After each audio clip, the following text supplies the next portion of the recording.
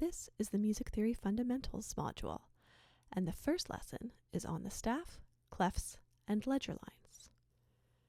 Music notation began as a memory aid, a reminder to people who are in the practice of learning music by ear of when the melody went up and down.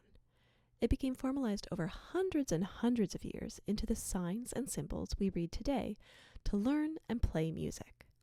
Like any other graphic representation of an oral tradition, music notation can't perfectly capture everything we play, sing, and hear, but it can capture a lot.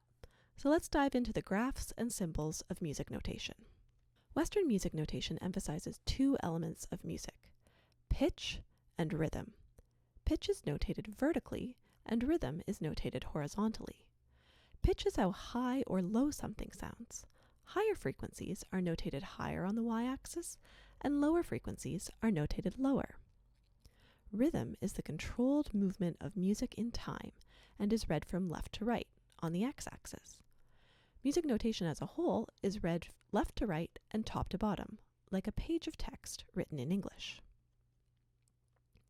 The staff is the essential graph upon which music is notated. It is 5 evenly spaced horizontal lines with 4 spaces between them. Each line or space corresponds to a white key on a piano. However, there are 88 keys on a grand piano, and that far exceeds what can be notated on one staff, so we need some additional symbols to help us indicate pitch. A clef is a symbol that's placed at the beginning of a staff to indicate which note corresponds to which line or space on the staff. The two most commonly used clefs today are the treble clef and the bass clef. You may also encounter the alto clef and the tenor clef.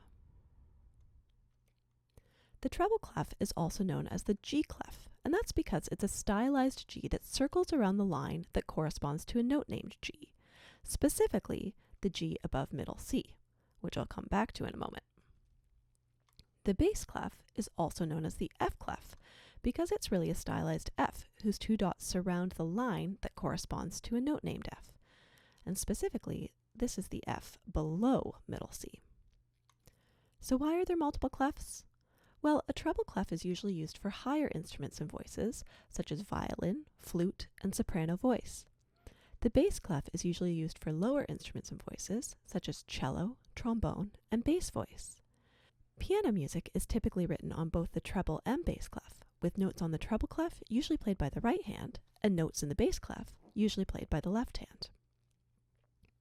The treble and bass clefs are notated linked together by a line and a brace to form a grand staff. And this grand staff is notated with more space between the treble and bass clef than actually exists when you're looking at the piano, or the theoretical grand staff, which is 11 lines with a line in the middle linking the 5 lines of the bass clef with the 5 lines of the treble clef. That middle line we shorten into a tiny line, just big enough to fit one note. When a note is placed on that short line below the treble clef or above the bass clef, it is a middle C, a very important reference point for music. That's right in the middle of our 2 staffs. When notes are higher or lower in pitch than what can be notated on the staff, small lines are drawn above or below the staff to extend it, like we just saw with the middle C. These small lines are called ledger lines. Notes can be placed on the ledger lines or in the space above or below the ledger lines. So to review, we have the staff, which is the essential graph upon which music is notated. Clefs are symbols placed at the beginning of a staff to indicate the range of notes on the staff, like the treble clef or the bass clef. Ledger lines are small lines drawn to extend the staff. Our next lesson will be on the names of the notes.